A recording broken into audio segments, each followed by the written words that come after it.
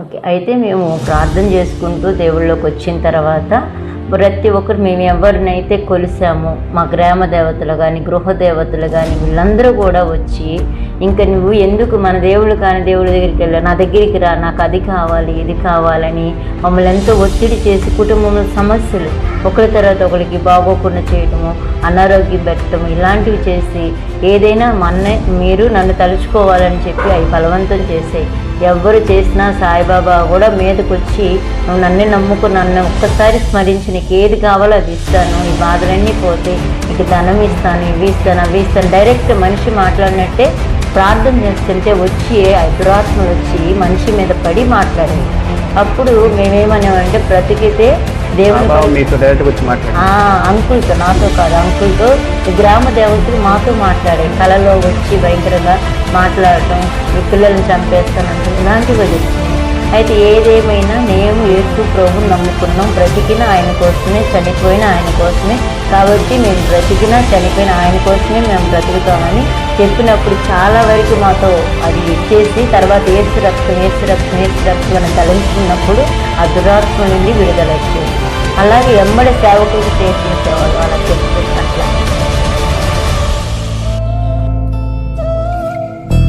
Praise the lord. దేవుని నామానికి మహిమ కలుగును గాక. మరి ఈ యొక్క ప్రత్యేకమైనటువంటి శుభ సందర్భంలో మరొక రక్షణ సాక్ష్యాన్ని ఆలకిద్దామండి. మన మధ్యలో సహోదరి శారా గారు ఉన్నారు. వారు అయితే అన్ని జనుల్లోంచి ప్రభువుని నమ్ముకున్నటువంటి వ్యక్తులు. మరి వారి గత జీవితం అంతా కూడా మరి సృష్టికి పూజించి సృష్టికర్త అయినటువంటి యేసు ప్రభువుని తెలుసుకున్నటువంటి జీవిత విధానంలో వారు పుట్టి పెరిగి ఉన్నారు. మరి తదుపరి సృష్టికర్త అయినటువంటి దేవుణ్ణి గుర్తించి వారు సాక్ష్యం ఇచ్చేటట్టుగా మన మధ్యలో ఉన్నారు. వారి యొక్క సాక్ష్యాన్ని మనం ఆలకిద్దాం. ప్రైజ్ లార్డ్ అమ్మగారు, మీ యొక్క రక్షణ సాక్ష్యాన్ని మాతో పంచుకోవడానికి ముందు మీ కుటుంబ నేపథ్యం కానించి మాకు తెలియపరచండి. అందరికీ ప్రైజ్ లార్డ్ అండి, వందనాలు. మరి నా యొక్క సాక్ష్యాన్ని ఈ విధంగా బయటికి దేవుని వాక్యాన్ని సాక్ష్యాన్ని పంచుకునే కృపను నాకు దేవుడు ఇచ్చారు, దాన్ని బట్టి స్తోత్రాలు. మరి నా జీవితంలో నేను పుట్టింది మొదలుకొని నేను విగ్రహారాధన కుటుంబంలో జన్మించాను.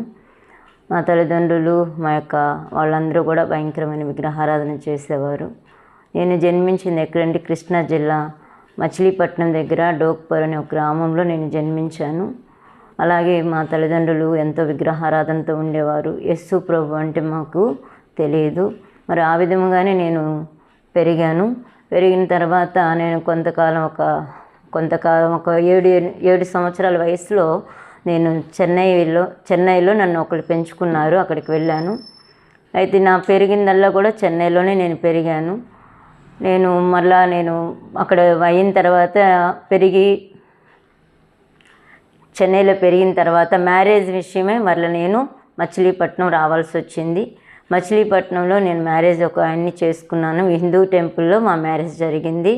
మరి ఆ విధంగా హిందూ ఆచార ప్రకారం ఎంతో పూజలు చేస్తూ చెన్నైలో కూడా మా అమ్మగారు నన్ను పెంచుకున్నారు. అయితే ఆ టైంలో నేను కూడా అమ్మతో ఎక్కువగా పూజలు చేయటము, ఎక్కువగా అమ్మ ఎలాగైతే పూజలు చేస్తున్నారో ఆ విధంగా చేయటం, టెంపుల్స్కి వెళ్ళటం ఇది బాగా అలవాటు అయిపోయి మరి నా స్టడీ విషయంలో కూడా నేను చదువుకోవడానికి నన్ను పంపినా కూడా నేను చదువుకోవడం ఇష్టపడేదాన్ని కాదు. అమ్మతో పాటు ఎక్కువ గారాబం. ఎందుకంటే మా నాన్నగారు చిన్నప్పుడే చనిపోయారు.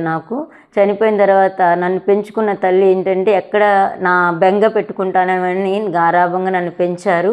దాన్ని బట్టి నేను చదువుకోవటం అనేది లేదు. మరి కొంతకాలం నేను అలాగే అక్కడ జరిగిన తర్వాత వివాహం నిమిత్తం నేను మచిలీపట్నం వచ్చాను. వచ్చిన తర్వాత హిందూ టెంపుల్లో బొచ్చిపేట వెంకటేశ్వర స్వామి గుడి అని ఉంటుంది, మంచి ఫేమస్ కలిగిన గుడి. మరి అక్కడ మా వివాహం జరిగింది.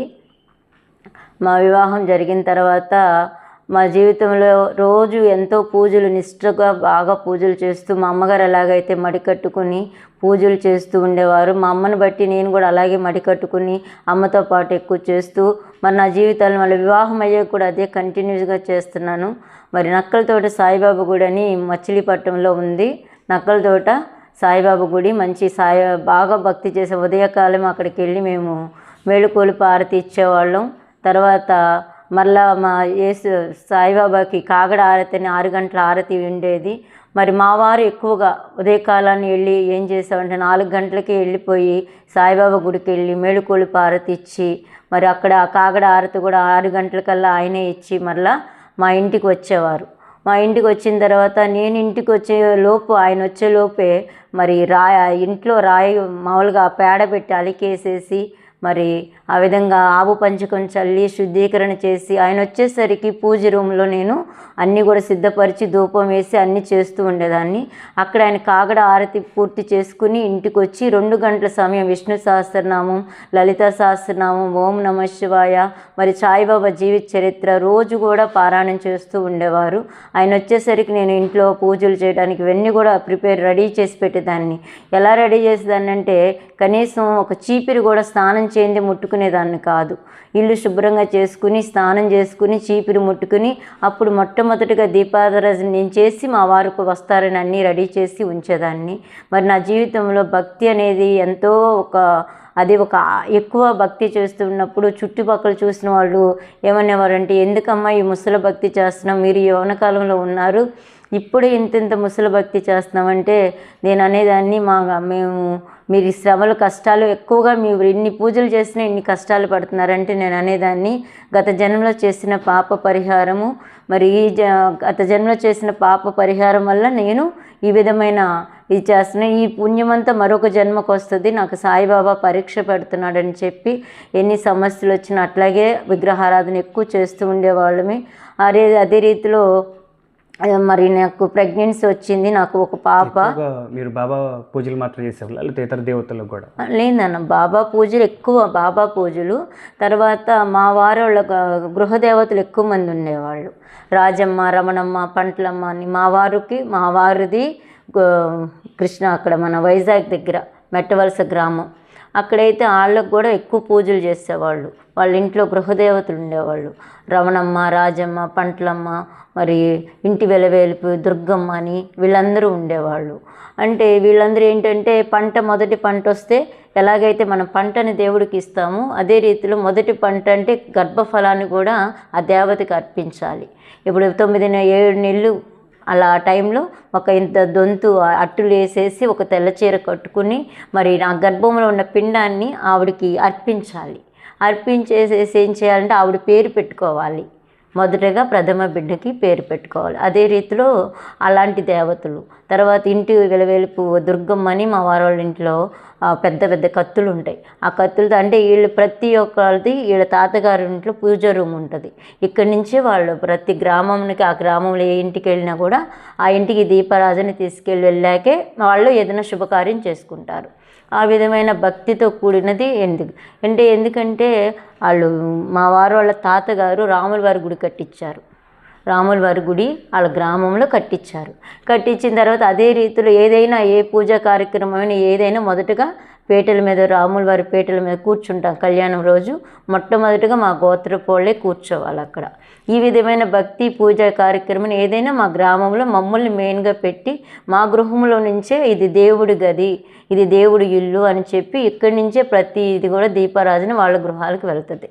ఆ విధమైన భక్తితో మా వారు కూడా, మా అత్తగారు వాళ్ళు కూడా బాగా పూజలు చేసేవాళ్ళు, గృహదేవతలు. ఒక విధంగా మేము ఏదైనా శుభకార్యం చేసుకున్నప్పుడు అది ఏం చేసేవంటే, మేము ఒకవేళ పొరపాటున పసుపు కుంకుమ ఇవ్వడం మర్చిపోతే మళ్ళీ వచ్చి పూనకంలాగా వచ్చి నాకు పసుపు ఇవ్వలేదు, నాకు చీర పెట్టలేదని చెప్పి మా మీద పోట్లాడేవి. ఆ విధమైన దురాత్మ శక్తులు ఒక విధంగా అలాంటి పరిస్థితి మాది. పూజలు ప్రతి చిన్న విషయం కూడా పూజల తర్వాతే ఏదైనా చేసేవాళ్ళు. మరి మా వారు కూడా అట్లాగే కార్తీక మాసం, శ్రావణ మాసం చేస్తూ ఉపవాసం ఉంటూ ఇలా చేసేవాళ్ళు. మరి నేను కూడా అదే రకంగా మా పుట్టింట్లో కూడా నేను అదే భక్తి కంటిన్యూ చేశాను.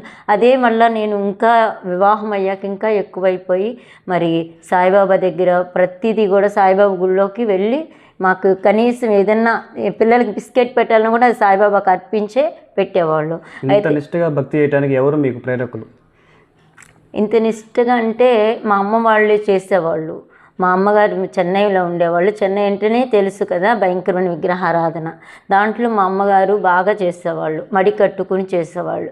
ఇంకా అమ్మ కూడా ఎలాగైతే చేశారో అదే రీతిలో నాకు బాగా అలవాటు అయిపోయి అన్నయ్య వాళ్ళు కూడా శబరిమల మాల వేసుకునేవాళ్ళు. అయితే ఎక్కడ అప్పుడు చిన్న వయసులోనే నాకు ఎక్కడ మాలేసుకుని గురుస్వాములు కనిపిస్తారు. ఇంకా బండి మీద వెళ్తూ కూడా ఆ గురుస్వాములు కనిపిస్తే కాళ్ళ మీద దండం పెట్టుకునేదాన్ని. ఒకవేళ బండి అన్నయ్య ఆపు బండి అని చెప్పి ఆపి అక్కడ గురుస్వామి రోడ్డు మీద ఉన్నా సరే గురుభక్తితో ఏం చేసేదాన్ని అంటే గురుస్వామి దగ్గరికి వెళ్ళి దండం పెట్టుకునేదాన్ని. అంత భక్తి. ఎందుకంటే అయ్యప్ప స్వామి అంటే నాకు బాగా ఇష్టం. తర్వాత సాయిబాబా ఎక్కువగా ఇష్టపడేవాళ్ళు. ఎందుకంటే నిష్టగా చేస్తారు వాళ్ళు. ఇప్పుడు 40 days ఉంటారు కదా, వాళ్ళు ఎంతో నిష్టగా ఎంతో జాగ్రత్తగా సన్నీళ్ళు స్నానం చేస్తారు. అదేలాగా నేను ఉండాలి, అలాంటి పరిశుద్ధంగా అంటే అప్పుడు ఆ పరిశుద్ధంగా నేను బతకాలి, కన్యస్వామిగా నేను అయ్యప్ప మాల కూడా వేసుకోవాలని కూడా మా అన్నయ్య వాళ్ళు నిర్ణయం చేశారు. అంత భక్తి చేస్తూ అన్నయ్య వాళ్ళు ఎక్కడికి వెళ్తే అక్కడ భజనలకు వెళ్ళటం ఇలాంటివి ఎక్కువగా చేస్తూ ఉండేదాన్ని. ఇంకా అమ్మ చేసిన దాన్ని బట్టి నేను కూడా అది ఫాలో అయ్యి ఇంకా విగ్రహారాధన అంటే ఎక్కువగా చేస్తూ ఉండేదాన్ని. ఆ విధంగా నేను అలా జరుగుతుండగా ఇక నాకు ప్రెగ్నెన్సీ వచ్చింది పాప. అయితే నేను పొద్దున్నే ఏం చేసేదాన్ని అంటే ఏ కాఫీ కూడా తాగకుండా దీపారాధన చేసి అక్కడ గుళ్ళు ఉంటాయి, బొచ్చిపేట వెంకటేశ్వర స్వామి ఉంటుంది, అక్కడ 3-4 గుడులు ఉంటాయి. అక్కడికి వెళ్ళి మొట్టమొదటిగా దండం పెట్టుకుని తీర్థ ప్రసాదాలు మొదటిగా నా కడుపులోకి తీసుకున్నాకే కాఫీ కానీ టీ కానీ తాగేదాన్ని. ఎందుకంటే నా బిడ్డలు అలాంటి భక్తి పరులుగా ఉండాలి, అలాంటి భక్తితో ఉండాలి. నేను ఎలాంటి భక్తి చేస్తున్నానో నా బిడ్డలు అలాంటి భక్తి పరులుగా ఉండాలి లోపల బిడ్డలని ఎంతో ఆశగా నేను అలా ఉండేదాన్ని. ఇంకా అలాగ జరుగుతుండగా మాకు వివాహం అయిపోయిన తర్వాత మాకు సువార్త చెప్పారు. అయితే మాకు మచిలీపట్నంలో ఒక మా వారోళ్ళ ఫ్రెండ్ అయితే సువార్త చెప్పాక మేము వినాలా, ఎవరేం చెప్పినా యేసు ప్రభు నమ్ముకు అంటారు. యేసు ప్రభు నమ్ముకున్న వాళ్ళందరూ పగలంతా పాపాలు తప్పులు చేసి సాయంకాలం క్షమించి యేసు ప్రభు అంటారు అని చెప్పి దూషణగా మాట్లాడేదాన్ని. మాట్లాడమే కాదు కానీ అలా మాట్లాడుతూ ఎవరైనా సువార్త చెప్పడానికి వస్తే మర్యాదగా చెప్పేదాన్ని, నాకు మీరు చెప్పొద్దు వెళ్ళిపోండి అని. లేదు అమ్మ కొంచెం ఈ కరపత్రం తీసుకుని మీటింగ్కి రండి అంటే అప్పుడు ఏం చేసేదాన్ని, తీసుకుని వాళ్ళ మొక్కాన్ని చించి కొట్టేదాన్ని. మీరు అసలు రావద్దు, మా గుమ్మంలోకి కూడా రావద్దు అని ఎంతో విమర్శంగా దూషణకరంగా మాట్లాడేదాన్ని. ఈ విధంగా నా భక్తి జీవితం ఇలా వెళ్తుంది. సువార్త అందించారు కానీ మేమిద్దరం కూడా అంగీకరించాల. అయితే ఒకరోజు మట్టికి క్రిస్మస్ రోజు ఒక బ్రదర్ క్రిస్టియన్, వాళ్ళు కూడా హిందూ కన్వర్టే. అయితే వాళ్ళు ఒకరోజు కంపల్సరీగా మీరు ఈరోజు క్రిస్మస్ మీరు మా దగ్గరికి రావాల్సిందే డిన్నర్కి అని చెప్పారు. అప్పుడు రావాలి అన్నప్పుడు అక్కడ మరి వాళ్ళతో పాటు చర్చికి వెళ్ళాలి కాబట్టి అక్కడ మచిలీపట్నంలో మల్కాపట్నం చర్చ్ ఎల్ఎఫ్ చర్చ్కి మేము ఆహ్వానించబడ్డాం. ఎల్ఎఫ్ చర్చికి మమ్మల్ని ఆహ్వానించారు. ఇంకా వాళ్ళతో పాటు వెళ్ళాను. అయితే అక్కడికి వెళ్ళాక దాదాపు 1500 మంది సంఘం ఉంటుంది. వాళ్ళ పక్కన కూర్చోవాలంటే ఒక గొంగళ పురుగు పక్కకు వస్తే ఎంత కంపరం పుడుతుందో వాళ్ళ పక్కన కూర్చోవాలంటే నాకు అంత కంపరం పుట్టింది. ఎందుకంటే తెల్లారి లెగిస్తే నేను నిష్ఠాభక్తితో ఉండేదాన్ని, మడి కట్టుకుని పూజలు చేస్తూ ఈ తక్కువ క్యాస్ట్ వాళ్ళు ఇచ్చి అంటరాని వాళ్ళు అని ఒక క్రైస్తవుల్ని ఆ విధంగా భయంకరంగా చూసేదాన్ని. వాళ్ళు మా ఇంట్లో అడుగు పెడితే కూడా అది అయిష్టం అన్నట్టుగా చూసేదాన్ని. ఈ విధంగా నేను భక్తి జీవితంలో అలాగా అయిష్టగా చూసి కరపత్రం ఇచ్చినట్టు చేసేదాన్ని. అయితే చర్చికి వెళ్ళిన తర్వాత నాకు పక్కన కూర్చుంటే కంపరం పుట్టిన తర్వాత ఏం చేసేదాన్ని, ఇంక ఎలాగైనా కష్టపడి కూర్చుని అప్పుడు అక్కడ కూడా మరి చర్చిలో కూడా నేను ఏమనుకున్నానంటే అల్లా, విష్ణుమూర్తి, సాయిబాబా అన్నీ నువ్వే, ఇక్కడ యేసు ప్రభు లేడు, ఎవరు లేరు, నువ్వే సాయిబాబా ఉన్నావు నా తండ్రి అని చెప్పి నేను అలాగా మరి అక్కడ కూడా జీవము కలిగిన మందిరంలో కూడా మరి నిర్జీవమైన వాటిని నేను మొక్కాను. మరి ఎంతగానో నేను యేసు ప్రభువుని దుఃఖపరిచిన దాన్ని. మరి ఆ విధమైన భక్తి చేస్తూ ఇక ఆ రోజు చర్చిలో ప్రేయర్ అయిపోయింది. ఇక అన్న ఏమన్నారంటే సేవకుల దగ్గర తీసుకెళ్ళి ప్రేయర్ చేయించి నాకు బైబిల్ ఒకటి ఇచ్చారు. ఆ బైబిల్ ఇంటికి వచ్చి ఆ బైబిల్ని ఇసిరి కొట్టా బయటికి. చిచ్చి బైబిల్ కూడా మా దగ్గరికి ఉండకూడదు, ఇది తక్కువ కులం దేవుడిది, ఇది అసలు అంటరాని వాళ్ళది, అసలు ఈ బైబిల్ ఉంటానండి, నాకు 3 దేవతలు ఉన్నారు, దేవుళ్ళు ఉన్నారు, కాసేపు మాట్లాడి యేసుప్రభు క్షమించమంటే క్షమిస్తాడంట, అందరు పాపాలు చేసిన వాళ్ళు అక్కడికి వెళ్తారు, నేను పరిశుద్ధురాలని, నేను 3 దేవతల్ని పూజిస్తున్నాను అని చెప్పి ఎంతో మరి నా జీవితాన్ని యేసు ప్రభుకు దూరంగా ఉన్నాను. అయితే ఆ విధంగా నేను విమర్శించుకుంటూ అలాంటి పరిస్థితుల్లో పాప ప్రెగ్నెన్సీ వచ్చింది. ఒక పాప డెలివరీ అయ్యాను. నేను డెలివరీ అయిన తర్వాత పాప డెలివరీ అయిన తర్వాత నేను ఇప్పుడు కూడా వేరే బట్టలు మా వారు ఏం చేసేవాళ్ళు అంటే సాయిబాబా గుళ్ళో స్నానం చేయించి సాయిబాబాకి బట్టలు వేసేవాళ్ళు. ఆయన కాషాయ రంగు బట్టలు ఉండేవి. మొట్టమొదటిగా పిల్లల ఒంటి మీద కాషాయ రంగు బట్టలే వేసేవాళ్ళమి. వేసి ముందు సాయిబాబా ఉయ్యాల్లో వేసి మరి పిల్లల్ని ఉయ్యాల్లో వేసి అక్కడే ఉండేవాళ్ళం. ఎక్కువగా సాయిబాబా గుళ్ళోనే పిల్లలతో కానీ మేము కానీ ఎక్కువ టైం గడిపేవాళ్ళం అక్కడ. ఈ విధంగా గడుపుతూ ఎంత కాలము ఎంత పూజలు చేస్తుంటే అన్ని శ్రమలు ఎదురొస్తుంటే ఇంకా వెళ్ళిపోయి సాయిబాబా దగ్గర దండం పెట్టుకుంటే ఇంకా ఏముంది ఇంకొంచెం సేపు కొంచెం అని అలాగే గడుపుకుంటూ వెళ్ళిపోయేవాళ్ళం. ఈ విధంగా నేను నా పూజలు చేస్తూ ఏ రోజు కూడా సంతోషం సమాధానం ఉండేది కాదు. మాది లవ్ మ్యారేజ్. మా వారు నేను అంటే పెద్దల సమక్షంలోనే చేసుకున్నాం ఇష్టపడి. ఎందుకంటే మా అక్కని వాళ్ళ అన్నయ్యకి ఇచ్చారు. ఆ విధంగా మాకు పరిచయం అయ్యి ఇక పెద్దల సమక్షంలోనే పెళ్లి చేసుకున్నాం. అన్నీ బాగున్నాయి. కానీ మా అమ్మ వాళ్ళు పర్వాలేదు, కానీ నేను ఇష్టపడి పెళ్లి చేసుకున్నామని ఏ విషయంలో నాకు ముందుకు వచ్చేవారు కాదు. నేను ఇష్టపడి వచ్చాను కాబట్టి ఇది కావాలి అది కావాలని ఇప్పుడు వెళ్ళటం అడగటం ఇలాంటివి నేను ఎన్నడూ చేయలేదు. ఎందుకంటే నా భర్త ఉన్నాడు కాబట్టి నేను ఇష్ట ప్రకారంగా వచ్చాను కాబట్టి ఏదైనా దాంట్లో తట్టుకోవాలని. అయితే మా అన్నయ్య వాళ్ళు రొయ్యల బిజినెస్, మంచి ఉన్నత కుటుంబం. అయితే అన్నీ కూడా ఏదో ఉన్నతంగా వచ్చాక పొయ్యి మీద వంట చేసుకోవటం, చాలా కష్టపడటం, ఇవన్నీ చూసి కొందరు చూసి బాధపడేవాళ్ళు. ఈ విధంగా బాధపడిన అయినా సరే నేను నా ఇష్ట ప్రకారం వచ్చాను కాబట్టి ఇష్టంగా చేసుకుని అలాగ ఉంటా. కొంతకాలం చూసిన వాళ్ళు కూడా ఎందుకమ్మా ఈ భక్తి చేస్తున్నారు అని చెప్పి అన్నా సరే గత జన్మ చేసిన పాప పరిహారం ఈ జన్మలో అనుభవిస్తాను. ఈ పుణ్యమంతా నెక్స్ట్ జన్మకు వస్తుంది కాబట్టి నాకు సాయిబాబానే నాకు కావాలని చెప్పి ఆ విధంగా ఉన్నాక సువార్త ఎన్నిసార్లు అందించినా కూడా నేను ఎవ్వరి మాట వినేదాన్ని కాదు. ఎంతోమంది చెప్పారు కానీ ఎవ్వరి విషయాలు నేను నా దేవుడు ముక్కోడి దేవతలు ఉన్నారు, మీ యేసు ప్రభు నాకు అక్కర్లేదు అనేదాన్ని. ఆ విధంగా మరి మా సొంత వదిన ఏమైందంటే ఒకరోజు మాతో పాటు ఆవిడ విగ్రహారాధన చేసింది. ప్రభువుని అంగీకరించారు. అయితే మా ఇంటికి వచ్చి మీ ఇంట్లో మాకు ఒక సెల్ఫ్, ఇంత పెద్ద సెల్ఫ్ నిండా కూడా విగ్రహారాధన ఉంటుంది.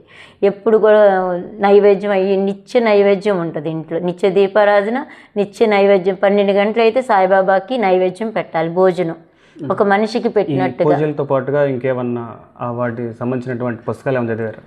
పుస్తకాలు నేనంటే తక్కువే చదవటం, ఎక్కువ పూజలు చేయటమే. మా వారు చదివేవారు చదవడం. ఎందుకంటే నాకు చదవటం తెలుగు రాదు కాబట్టి నాకు అస్సలు కుదిరేది కాదు. అయితే ఆయన చదివేవాళ్ళు. విష్ణు సహస్రనామం, లలిత సహస్రనామం, ఓం నమః శివాయ, హనుమాన్ చాలీసా ప్రతి నిత్య పారాయణం చేసేవాళ్ళు. మళ్ళా సాయిబాబా జీవిత చరిత్ర. కనీసం సాయిబాబా గుళ్ళో 4 గంటలకు, తెల్లవారుజాము 4 గంటలకు వెళ్ళి 6 గంటలు కాగడ ఆరతి ఇచ్చి స్నానం అవి చేయించి కాగడ ఆరతి ఇచ్చి మళ్ళీ ఇక్కడికి వచ్చి 2 గంటలు పూజ రూమ్లో పూజలు చేస్తూ 2 గంటలు ఆ పూజలు అయ్యే వరకు కూడా బయటకు వచ్చేవారు కాదు. ఆ విధమైన పూజలు చేస్తూ అన్ని పారాయణం చేస్తూ ఉండేవాళ్ళు. ఈ విధంగా మా భక్తి జీవితం వెళుతుంది. మరి నాకు ఇలాగ సమస్యల మీద సమస్యలు, ఎంత పూజలు చేస్తే అంత శ్రమలు వస్తున్నాయి. అయితే పాప పుట్టింది. పాప పుట్టిన తర్వాత మరొక బాబు. అయితే 9 నెలలు లోపల ప్రెగ్నెన్సీ ఉన్నప్పుడు నేను ఎక్కువ విభూది, సాయిబాబా దగ్గర విభూదులు ఉంటాయి, దుని కాలుస్తారు. అది నిత్యం కాలుస్తూనే ఉంటారు. ఆ దునిలో ఏం చేసేదానంటే చక్కగా జల్లించేసి ఆ బూడిదంతా కూడా జల్లించేసేసి ఆ బూడిదని ప్రతి నిత్యము తీర్థంలాగా సాయిబాబా లాగా నాకు బిడ్డ పుట్టాలని, మంచి భక్తిపరుడు అవ్వాలని, అలాగా ఆ సాయిబాబా విభూది తీర్థంలో తాగటం, అన్నంలో వేసుకుని తినటం ఇలాగే ఎక్కువ చేసేదాన్ని. ఎవరికైనా పిల్లలు లేరంటే మీరు ఈరోజు ఈ తీర్థం తాగండి మీకు పిల్లలు ఇస్తారు, సాయిబాబా దునిలో విభూది, దేవుడు మంచి బిడ్డలను ఇస్తాడని చెప్పేదాన్ని. ఈ విధంగా నేను అందరికీ కూడా చెప్పుతూ ఇలా ఇచ్చేదాన్ని, నేను కూడా తీసుకునేదాన్ని. మరి 8వ నెల వచ్చి 9వది వస్తుందనగా బిడ్డ లోపలే కడుపులో చనిపోయాడు. చనిపోయిన తర్వాత ఏంటంటే దాన్ని మళ్ళీ ప్రాబ్లం ఏంటంటే లోపల డస్ట్ అనేది బాగా పేరుకుపోయి శ్వాస అందక లోపల బిడ్డ చనిపోయాడు. అయితే డెలివరీ అయిపోయాను, నార్మల్ డెలివరీ. తర్వాత ఈ బాబు విషయంలో మళ్ళీ నెక్స్ట్ 2 నెలల్లో ఈ బాబు, ఇప్పుడున్న బాబు నాకు 2 నెలల తర్వాత మళ్ళీ ప్రెగ్నెన్సీ వచ్చింది. వచ్చిన తర్వాత వీడు పుట్టిన తర్వాత దాదాపుగా మేము మచిలీపట్నంలోనే ఉన్నాము. మేము 2003లో ప్రభుని ఎరిగాము. అంతవరకు కూడా మచిలీపట్నంలోనే ఉన్నాము. ఇలా అంటే ఈ వీడు పుట్టిన తర్వాత సంవత్సరం అంటే చిన్నప్పటి నుంచి 6 నెలల వయసు నుంచి ఫిట్స్ ఉండేది. ఫిట్స్ ఉండేది బాబుకి ఫిట్స్ ఉండేది. మరి ఆ విధంగా చాలా ఇబ్బంది పడాను. ఎలాగంటే ఒక చెంబు నీళ్లు స్నానం చేపిస్తే నెత్తి మీద పోస్తే ఒక శవం ఎలాగైతే గడ్డగట్టిపోతుందో, ఒక శవం అంటే చనిపోయిన శవం కొంత టైంలో ఎలా గడ్డగట్టిపోతుందో గట్టిగా బిగుసుకునేవాడు. అలాగ మళ్ళా నోటికి బాగా కొట్టి బాగా రఫ్ చేసుకుని మరి నోట్లో పెట్టి ఊపిరి ఊది అట్లా చాలా వాటికి చేసాం. ఈ విధమైన బలహీనత 6 నెలల వయసు నుంచి వాడికి ఉండేది. ఇక అలాగ ఉంటుండగా దగ్గర సంవత్సరం వయసు వరకు కూడా మేము మచిలీపట్నంలోనే ఉన్నాము. తర్వాత మచిలీపట్నం విడిచి మేము హైదరాబాద్ వెళ్ళిపోయాం. బాబుకి సంవత్సరం వయసులో వెళ్ళిపోయాం. అక్కడికి వెళ్ళిపోయిన తర్వాత సురారం మచిలీపట్నం నుంచి మేము హైదరాబాద్ సురారంలో ఉన్నాం. అయితే కొంతకాలం ఉన్నాక ఈయన సత్యం ప్రైవేట్ కంపెనీలో జాబ్ చేసిన తర్వాత ఒక నెలలో ఒక 7 నెలలు 8 నెలలు చేసిన తర్వాత ఆయనకి యాక్సిడెంట్ అయింది. యాక్సిడెంట్ అయితే కాళ్ళు 7 కుట్లు పడ్డాయి. మేము వెళ్ళింది కొత్త. ఆయన యాక్సిడెంట్ అయింది. ఆయన 3 నెలలు బెడ్ రెస్ట్ తీసుకున్నాక హైదరాబాద్లో ఆయన ఉదయకాలం జాబ్కి మరలా జాయిన్ అవ్వడానికి వెళ్ళారు. ఆ సాయంకాలం ఏమైందంటే 2003లో మేము ప్రభుని అప్పుడు 2003 ఫిబ్రవరి 13వ తారీఖున 12వ తారీఖున ఫిబ్రవరి 12న వెళ్ళారు ఆయన. 13వ తారీఖున ఉదయకాలం కూడా వెళ్ళి సాయంకాలం వచ్చేసరికి ఏమైందంటే భయంకరంగా అబ్బాయికి నడుస్తూ ఉన్నాడు. ఆడుకుంటూ నడుస్తున్నప్పుడు వైరింగ్ చేసే పైప్ ఉంటుంది కదా, ఆ పైపు నోట్లో పెట్టుకుని ముందుకు పడ్డాడు. సంవత్సరన్నర వయసు. అయితే ఆ పైప్ పెట్టుకుని ముందుకు పడ్డారు. ఉదయాన్నే ఈయన డ్యూటీకి వెళ్ళారు 3 నెలల తర్వాత ఉదయాన్నే వెళ్ళారు. తర్వాత సాయంకాలం వచ్చేసరికి ఇంట్లో భయంకరమైన ఈ బిడ్డ ఏంటంటే ఇట్లా పైపు నోట్లో నుంచి ఇట్లా బయట లాగితే ఒక వాటర్ ఎలాగైతే ఫ్లోగా వస్తుందో అట్లా బ్లడ్ వచ్చింది. ఇంకా వచ్చిన తర్వాత అక్కడ కేర్వెల్ హాస్పిటల్కి తీసుకువెళ్తే వాళ్ళు ఏమన్నారంటే జీవితంలో అబ్బాయికి మాటలు రావు, చిన్న నాలిక కట్ అయిపోయింది కాబట్టి జీవితంలో మాటలు రావన్నారు. ఇంకా అప్పటికే మా వారు వాళ్ళు 9, మా మామయ్య గారు వాళ్ళు 9 అన్నదమ్ములు, మా వారు వాళ్ళు 3 అన్నదమ్ములు. అయితే పూజలు ఏ పూజా కార్యక్రమమైనా ప్రథమగా వీళ్ళే ముందు ఉండాలి. అలాంటిది మా గోత్రానికి నా వంశానికి ఇంకా వారసుడే లేడని చెప్పి ఇక వీడు ఎప్పుడైతే ఈ విధంగా బ్లడ్ పోయినా ఇంక మాటలు రావు అన్నారు. అప్పుడు ఈయన మనశ్శాంతి కోల్పోయి మరి హాస్పిటల్లో కూడా ట్రీట్మెంట్ చేయించకుండా మరి ఏమనంటే అక్కడ కేర్వెల్ హాస్పిటల్కి వెళ్తే వాళ్ళు ఏమనంటే ఒక బ్లీడింగ్ మాత్రం ఆపగలం కానీ జీవితంలో ఈ అబ్బాయికి మాటలు రావన్నారు. అలాంటప్పుడు ఈయన ఇంకే హాస్పిటల్ నుంచి ఇంటికి తీసుకొచ్చేసి కనీసం ఒక టెట్వాక్ ఇంజెక్షన్ కూడా చేయించాల. ఇంకా ఎందుకు నా పిల్లలు నాకు వంశవాళే లేరు, ఇంకా నేను ఇంతే అనుకుని మనశ్శాంతి అక్కడి నుంచి కోల్పోయి మరి ఇంట్లో పిల్లలను పక్కన పెట్టి మరి నన్ను భయంకరంగా కొట్టడం చేసేవారు. ఏమేమో బయటికి వెళ్ళి రావడం, డ్రింక్ చేయటం, కొట్టడం. ఎందుకంటే మనశ్శాంతి లేదు ఆయనకి. ఒకవైపు చూస్తే బిడ్డలు ఇంకా ఆపరేషన్ చేసేసాం, ఇంకా మా పిల్లలు పుట్టడానికి అవకాశం లేదు, నా గోత్రానికి మా ఇంటికి ఒక వారసుడు అనేవాడు లేడు అనుకుని ఒక దిగులు చేత ఆయన ఏం చేశారంటే భయంకరంగా త్రాగి రావటం, గుటకాలు వేయటం, కొట్టడం. మళ్ళీ రోజు ఇదే పని. అట్లాగే ఫస్ట్ రోజు అట్లాగే చేశారు, 2వ రోజు కూడా అట్లాగే కొట్టేవాళ్ళు. కొట్టడం అంటే ఎట్లా కొట్టేవాళ్ళు అంటే బెల్ట్ క్లిప్ ఉంటుంది కదా, ఆ క్లిప్పు పెట్టుకుని కొట్టి బెల్ట్తో భయంకరంగా కొట్టి కుక్కర్ ఉంటుంది కదా, ఆ కుక్కర్ మూతలతో పాటు చేతి ఏది దొరికితే అది అట్లా కొట్టేసేసి నన్ను భయంకరంగా హింస పెట్టేవారు. నేను అప్పుడు అనుకునేదాన్ని, సాయిబాబా మరి నా దేవుళ్ళు ముక్కోడి దేవతలు అందరూ ఉన్నారు కదా, మాకు గ్రామ దేవతలు ఉన్నారు, పొలిమేర దేవతలు ఉన్నారు, వీళ్ళందరి దగ్గరికి వెళ్ళి అమ్మ మరి రమణమ్మ, రాజమ్మ, పంటలమ్మ నువ్వే కదా మాకు మరి పసుపు కుంకుమ ఇవ్వలేదంటే వచ్చి అడిగేవాళ్ళు కదా, మరి నా భర్త ఎంతగా కొడుతున్నాడు, నా బిడ్డ చూస్తే ఏమైపోతాడో అర్థం కావట్లేదు, సహాయం చేయండి, మరి మీరు తప్ప మాకెవరున్నారు అని సాయిబాబా అని దండం పెట్టుకుంటే, ఆ సెల్ఫ్ దగ్గరికి వెళ్ళి నేను దండం పెట్టుకుని ఎత్తి కొట్టుకుంటే, నువ్వు చనిపో, నీ జీవితం అయిపోయింది, నీ జీవితం అయిపోయింది, నీ భర్త నేను చంపేస్తాడు, నీ బిడ్డను నువ్వు బ్రతికించుకోలేవు, కాబట్టి చనిపోని ఒకటే ప్రేరేపణ నా హృదయంలో వస్తుంది. అయితే నేను 2 రోజులు అలాగే రేయింబవళ్ళు దెబ్బలు తింటూ, మరి పిల్లలు కూడా చిన్న పాప, మేము కొంచెం పెద్ద పాప, అయితే చిన్న బాబు వీడి చిన్నది, వీడి చిన్నోడు 1.5 year. అయితే పాప అంతకుముందు 3 రోజుల కిందట ఏముందంటే మా పాప ఎదురుగుండా, అమ్మ ఆంటీ వాళ్ళు చర్చికి వెళ్తున్నారమ్మా, మనం కూడా వెళ్దామా అంది. అయితే చంపకెళ్ళి ఒకటి కొట్టించి, నోర్మి చర్చికి వెళ్దాం, ఇంకా వాళ్ళ ఇంటికి వెళ్ళామంటే దెబ్బలు పడతాయి అని చెప్పి ఆ పిల్లని కనీసం వాళ్ళ ఇంటికి కూడా వెళ్ళనివ్వకుండా, నువ్వు చర్చి కాదు మన దేవుళ్ళు ముక్కోడి దేవతలు ఉన్నారు, నువ్వు అట్ట అన్నావంటే అని కొట్టేసేసి అమ్మాయిని, ఈ శోధన రాక మునిపే దేవుడు ఆ విధంగా కూడా దేవుడు మాకు అవకాశం ఇచ్చాడు. కానీ నా మనోనేత్రాలు మూయబడినాయి. ఈ లోక సంబంధమైన దేవతలు పెద్దవాళ్ళు అంటే ఈ రకమైన భక్తి జీవితాన్ని నేర్పించారు, కానీ క్రీస్తు మీద ఇటువంటి వ్యతిరేకత నూరిపోసారు. అట్లా ఆ వ్యతిరేకత అంటే అప్పుడు ఎదురుగుండా మేము చెన్నైలో ఉండేవాళ్ళం. చెన్నైలో మన చింతాంద్రిపేటలో ఉండేవాళ్ళం. సెయింట్ థామస్ చర్చ్ ఉంది కదా, ఇప్పుడు సెయింట్ థామస్ చర్చ్ దగ్గరే మాది, ఒక 1/2 hour జర్నీ. అయితే ఎదురుగుండా ఉంటే వాళ్ళు ఎవరైనా క్రిస్మస్ రోజు స్టాల్ పెట్టుకుని మామూలుగా అన్నీ చేసుకుని తిరుగుతారు కదా, వీళ్ళకి పని పాటు లేదు, ఇట్లా రోడ్లమ్మడి తిరుగుతున్నారు, అందరికీ చెప్పి తిరుగుతున్నారని క్రైస్తవుల్ని అంటే ఒక విధంగా దూషించేదాన్ని, భయంకరమైన దూషణ చేసేదాన్ని. ఆ విధంగా మా ఇంటి అంటే మెయిన్ రోడ్లో ఉండేవాళ్ళు, బాల్కనీ ప్లస్ ఎప్పుడు రోడ్డు మీద క్రైస్తవులు వెళ్తూ ఉండేవాళ్ళు. అక్కడ సెయింట్ థామస్ చర్చ్ ఉంది కదా, సేమ్ అక్కడి దగ్గరే మా ఇల్లు. కాబట్టి ఎక్కువ క్రైస్తవులు వస్తూ వెళ్తూ ఉండేవాళ్ళు, సువార్త చెప్పేవాళ్ళు. అసలు తిట్టుకునేదాన్ని, ఏంటి వీళ్ళకి పని పాటు లేదు, వాళ్ళ దేవుడి గురించి చెప్తారు, మా దేవుళ్ళు ముక్కోటి దేవతలు ఉన్నారు అని చెప్పేదాన్ని. ఆ విధమైన గుడ్డితనంతో నేను ఉన్నాను. అయితే ఈ 2 దినాలు భయంకరంగా పాప చెప్పినా కూడా మేము అసలు యేసు ప్రభువుని అంగీకరించి వాళ్ళ ఇంటికి కూడా వెళ్ళనిచ్చేదాన్ని కాదు. అయితే సరే 3వ రోజు ఇక సాయిబాబా దగ్గరికి వెళ్ళి దండం పెట్టుకుని, నువ్వు చచ్చిపో, నీ పని అయిపోయింది, నీ భర్త నేను చంపేస్తాడు, నీ బిడ్డలు నువ్వు బ్రతికించుకోలేవు, చచ్చిపో అంటే ఇక 2 రోజులు అలాగే ఓర్చుకుని 3వ రోజు ఇక ప్రిపేర్ అయిపోయా, చనిపోతాను అని సాయిబాబా దగ్గరికి వెళ్ళి, సాయిబాబా నేను చచ్చిపోతున్నాను, నేను నీ దగ్గరికి వచ్చేస్తాను, ఇంకా నా పిల్లలు నీకు అప్పచెబుతున్నాను, నువ్వేం చేస్తావో చేసుకోమని చెప్పి అలాగా 3వ రోజు కూడా నేను అలాగే దండం పెట్టుకున్నా.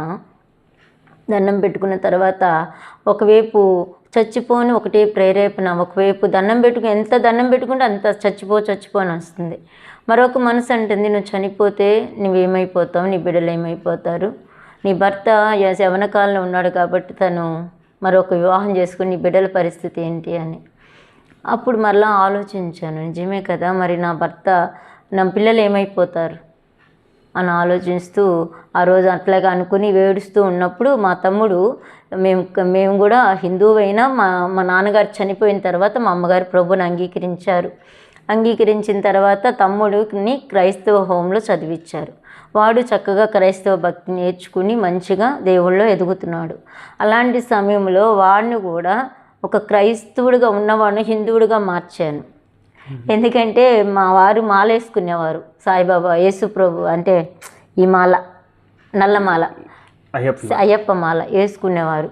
1 సంవత్సరం వేసుకుని ఇంకా మరి కాళ్ళు కడగాలి, లెక్క అయితే బామ్మర్ది కాళ్ళు కడగాలి, బావగారు కాళ్ళు. రే నువ్వు తక్కువ కులం దేవుని తెలుసుకున్నావు, అసలు సాయిబాబా యేసు ప్రభు ఏంటి, మన దేవుళ్ళు అందరు ఇంతమంది ఉంటే వస్తావా రావా అని వాడిని బలవంతాన్ని సాయిబాబా గుడిలోకి తీసుకెళ్ళి వాడిని ఒక హిందువుడిగా మార్చింది నేను. ఒక క్రైస్తవుడిగా ఉన్నవాడిని హిందువుడిగా మార్చారు. అంటే ఎంత మూర్ఖురాల్ని, ఎంత మూర్ఖమైన స్థితిలో ఉన్నానో అంటే అంతే ఇది. అయితే ఆ విధంగా నేను మార్చిన తర్వాత వాడు గుణదల దగ్గర ఒక ఫోటో దిగాడు, క్రాస్ దగ్గర ఒక ఫోటో ఉంటే ఇక ఆ రోజంతా బాగా 3వ రోజు ఇంకా నేను సూసైడ్ చేసుకోవడానికి ప్రిపేర్ అయిపోతున్నా. అలాంటి టైంలో ఇంకా అప్పుడు ఆ యేసు ప్రభు క్రాస్ని పట్టుకుని నేను ప్రార్థన చేశాను. ప్రార్థన కూడా కాదు, యేసు ప్రభు నువ్వెవరివో నాకు తెలియదు, నువ్వు నిజమైన దేవుడు అయితే నా భర్త మనసు నా మనసు ఒకటిగా చేయి. నా బిడ్డ కోసం నేను ప్రార్థన చేయలేదు, ఎవరి కోసం నేను చేయలేదు, ఏం అడగల, ఒక్క మాట అడిగాను, యేసు ప్రభువా నువ్వు నిజమైన దేవుడు అంట నాకు తెలియదు, నువ్వు నిజమైన దేవుడు అయితే ఈ రాత్రి కాల సమయం నా భర్త మనసు నా మనసు ఒకటిగా చెయ్యి, అప్పుడు నువ్వు నిజమైన దేవుడు అని నేను నమ్ముతా. నువ్వు నిజమైన దేవుడు, నువ్వు ఈ పని చేస్తే నా కన్నాళ్ళు, నా పుట్టిన వాళ్ళు, నా తల్లిదండ్రులు వద్దన్నా, నా అత్తమామలు వద్దన్నా నేను నిన్ను వెంబడిస్తానని దేవుడికి ఆ దినం మాట ఇచ్చాను. మాట ఇచ్చి ఇక ఆ మాట అనుకుని ఇంకా అనుకున్నాను. తర్వాత అయినా సరే ఇంకా చచ్చిపోయిన ప్రేరేపణ వస్తుంది. అయితే ఆ రోజు ఏం చేసి పటాసు ఒకటి ఉంటుంది, ఇంత పటాసు మింగితే అది పేగి అలా కోసేస్తుంది, కక్కించడానికి కూడా కుదరదు. అయితే ఇంకా అనుకున్నాను కానీ మరలా చనిపోదామని మనసు కలిగి అది పెట్టుకొని ఇంక పిల్లలు ఇద్దరిని బయటికి పంపించేసి డోర్ క్లోజ్ చేసి సూసైడ్ చేసుకుందామని నోటి దగ్గరికి అది ఇలా పెట్టుకుందాం అనేసరికి తలుపు ఎవరో ఒకళ్ళు తట్టేవారు. నేను ఫస్ట్ టైం ఎవరు లేరు, నెక్స్ట్ టైం ఎవరు తట్టినా నేను తీను. మూడోసారి కూడా అలాగే తట్టారు. మూడోసారి కూడా ఎట్టి పరిస్థితుల్లో నేను తీను. సాయిబాబా నేను నీ దగ్గరికి వచ్చేస్తున్నాను, నా పిల్లల్ని నీకు అప్పచెప్పేస్తానని ఇక ఆ విధంగా నేను అనుకుని ఇంకా పెట్టుకుందాం అనేసరికి మరలా తలంపు వస్తుంది, చనిపోతే ఎక్కడికి వెళ్తావని. నిజమే కదా, నేను చనిపోతే నా పిల్లల పరిస్థితి ఏంటి, నేను ఎక్కడికి వెళ్తాను అని ఒక ఆలోచన నాలోకి వచ్చి అప్పుడు మరలా యేసు ప్రభుని అడిగాను, యేసు ప్రభా నువ్వు గొప్ప దేవుడు అంట నాకు తెలియదయ్యా, నువ్వు నిజమైన దేవుడు అయితే ఇదిగో 2 దినాలుగా నేను ఈ ముక్కోటి దేవతలని దేవుడిని మొక్కాను, ఎవ్వరు నాకు సహాయం చేయాలి, నువ్వు నిజమైన దేవుడు అయితే ఈ రాత్రికాల సమయంలో నా భర్త మనసు నా మనసు ఏక మనసు చేయి, నువ్వు నిజమైన దేవుడు అని నేను నమ్ముతాను అన్నప్పుడు అలాగే నాన్న ఆ నైట్ అట్లాగే మనసులో ప్రార్థన కూడా చేయడం నాకు తెలియదు. ఊరికి నేను నీతో ఎలా చెప్పానో అలాగే నేను ఆయనతో చెప్పాను, ఏడ్చుకుంటూ కన్నీటితో. అందుకని దేవుని వాక్యం ఇదిగో ప్రకటన గ్రంథంలో ఉన్నట్టుగా తలుపును వద్ద నిలిచి నేను తట్టుచున్నాను, ఎవరైనాను నా యొక్క స్వరం విని తీసుకెళ్ళ తనతో నేను ఉంటాను, అతనితో భోజనం చేస్తున్నట్టుగా నా హృదయం అనే తలుపును వద్ద నిలిచి ఆయన ఎప్పటి నుంచి ఉన్నాడో తెలియదు. మరి దేవుడు ఆయన ఎప్పుడు నేను పిలుస్తానని ఆయన చూస్తున్నాడు. మరి ఆ సమయంలో నేను యేసు ప్రభువా నువ్వు నాకు సహాయం చేయమని ఒకే మాట అడిగా, నువ్వు నిజమైన దేవుడు అయితే ఈ పని చెయ్యయ్యా అని. అయితే ఎప్పుడైతే ఆ మాట అడిగానో తెల్లవారు 3 గంటలకల్లా ఎంతో భయంకరంగా కొట్టి భయంకరంగా నన్ను హింసించి మరి నువ్వు బయటకు పోమని బయటికి తోసేసినా సరే నేను వెళ్ళకుండా నేను చచ్చిపోయినా నేను పుణ్యశ్రీగా నీ దగ్గరే చనిపోతానని చెప్పి మా అన్నయ్య వాళ్ళు ఉన్నారు, నేను పిలిస్తే అమ్మడే నన్ను తీసుకెళ్లే వాళ్ళు చాలామంది ఉన్నారు. కానీ నేను చచ్చిపోయినా ఎన్ని సమస్యలు వచ్చినా ఎన్ని బాధలు వచ్చినా భర్తే నాకు కావాలి. నేను ఒకవేళ చనిపోయినా నా భర్త పాదాల దగ్గర పడి చనిపోవాలి, కానీ నేను పుట్టింటికి వెళ్ళి నేను ఎక్కడ నా బిడ్డల్ని ఎవరి దగ్గర కూడా నేను తక్కువ చేసుకోకూడదు. బతికితే నా భర్తతో బతకాలి, లేదంటే ఒక పుణ్యస్త్రీగా నా భర్త దగ్గరే ఆయన పాదాల దగ్గరే పడి చనిపోవాలని చెప్పి ఎన్ని రకాలుగా నన్ను కొట్టినా కూడా మరి అలాగా ఓర్చుకున్నాను. మరి సాయిబాబా యేసు ప్రభు దగ్గరికి వెళ్ళి నేను ఇలా దండం పెట్టుకుని నువ్వు సహాయం చేయి యేసు ప్రభు, నువ్వు నిజమైన దేవుడు అయితే మా భార్య భర్తల హృదయాలు ఒకటిగా చేయమని నేను అడిగినప్పుడు మరి తెల్లవారి 3 గంటలకల్లా దేవుడు అద్భుతంగా ఆయన హృదయాన్ని మార్చారు. ఏ విధంగా అంటే నేను లేచి నా పక్కకు వచ్చి అమ్మ నేను ఒక జంతువు కంటే హీనంగా నేను కొట్టానమ్మా, నన్ను క్షమించమ్మా అని చెప్పి నా దగ్గరికి వచ్చి క్షమార్పణ వేడుకున్నారు. అప్పుడు మేము ఒకటి అనుకున్నాం, ఇంకా ఈ దేవుళ్ళని ఎవరు లేరు. ఇన్ని పూజలు చేసి ఇన్ని శ్రమలు పడి ఇన్ని కష్టాలు పడిన ఏ దేవుడు మనకు అడ్డం పడలేదు. కాబట్టి ఈ దేవుళ్ళు మనకేం వద్దని ఒక పెద్ద సంచుడైతే ఆ సెల్ఫ్ నిండా ఉన్న ఫొటోస్ అన్నీ మా ఇన్విటేషన్స్తో సహా, అలాగే మా పెళ్ళి విగ్రహారాధన గుళ్ళో జరిగింది. అలాగే మరి పిల్లలు కూడా సాయిబాబా గుళ్ళు వీళ్ళు బార్లు పడితే బొబ్బట్లు, పాకితే పరమాన్నం, ఇలాగ ఉయ్యాలు వేసినప్పుడు ఒక్కొక్క ఐటమ్స్ చేస్తూ ప్రతి అడుగుకి ఒక అరిసేసేదాన్ని. అంత పూజలో బాగా చేస్తూ ప్రతి ఫోటోలు కూడా చిన్నపిల్లల చిన్న వయసు నుంచి ప్రతిదీ అవి కానీ మరి మా మ్యారేజ్లో జరిగిన ఫొటోస్ కానీ గుర్తుకు కూడా ఉంచుకోవాలి. ఎండి ఉంగరాలు కానీ పూజకు సంబంధించిన ప్రతి వస్తువుని ఏం చేసామంటే పెద్ద సంచిలో వేసేసి అక్కడ సురారం దగ్గర ఒక పెద్ద చెరువు ఉంటే ఆ చెరువులో పడేసాక అంతకుముందు మా అమ్మగారు ప్రభుని ఎరిగారన్నాను. సొంత తల్లి పెంచుకున్న ఆవిడ కాకుండా సొంత తల్లి ప్రభులోకి వచ్చారు, పెంచుకున్న ఆవిడ విగ్రహారాధన.